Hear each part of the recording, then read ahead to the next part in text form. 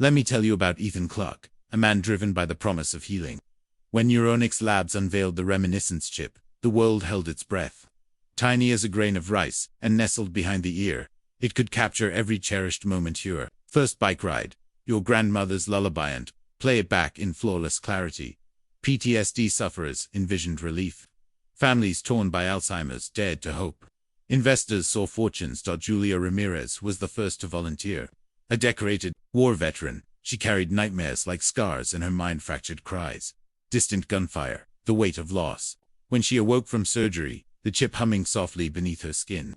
She wept tears of joy at the memory of her 8th birthday, balloons drifting beneath summer sky. Her mother's gentle voice singing, the sweetness of cake on her tongue. For once, she thought, her past belonged to her. But in those quiet hours, the machine began to falter. Ethan noticed the anomaly's first data spikes that defied any recorded memory. Late at night, he stared at lines of code that pulsed with ghostly echoes.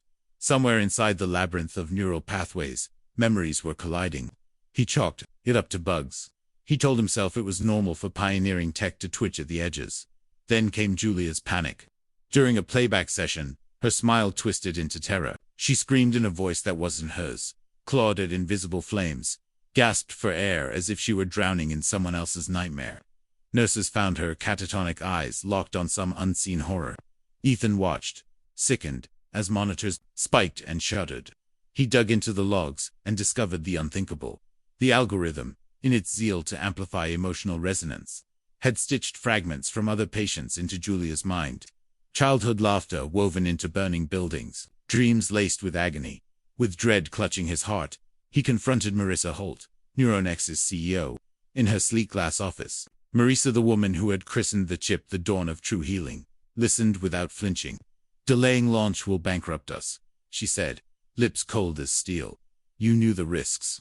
Behind her, New York's skyline glinted. Uncaring. Collateral damage, she called it. Ethan left that meeting, a broken man. He returned to the lab and removed his own chip, desperate to purge the corrupted code. He cycled through his memories. His wedding day, sunlit vows exchanged beneath cherry blossoms. His bride's laughter now overlapped by Julia's screams. His childhood home, once a sanctuary of warm light and bedtime stories, flickered with images of patients he'd never met.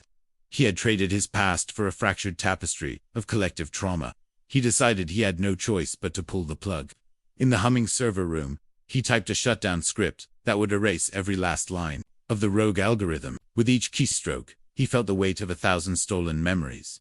Alarms blared as security tried to stop him. "Ethan Clark, step away," they shouted. But to him, those voices sounded distant like echoes in an empty hall. His fingers trembled as he ripped the main power cable free. The lights flickered, machines whined, and then silence swallowed the room. He sank to the floor, heart pounding in the darkness. In the aftermath, headlines screamed of Neuronix's collapse. Regulators raided the lab. Marissa was taken away, in handcuffs. Former patients roamed the streets, vacant-faced, clutching photo albums they could no longer trust. And Julia, when she finally opened her eyes in a sterile hospital ward, was to a world she no longer recognized. She stared at Ethan as he knelt beside her bed, eyes rimmed red. "I'm so sorry," he whispered. She blinked, searched his face. Was he the man who tried to save her, or just another stranger speaking words she could no longer believe? Sometimes, technology promises miracles. Other times, it steals the very essence of who we are. Memories are meant to be ours alone, beautiful, painful, imperfect. Once you hand them over, though you might never get them back. And in the emptiness that follows, you learn the hard way that some parts of ourselves are better left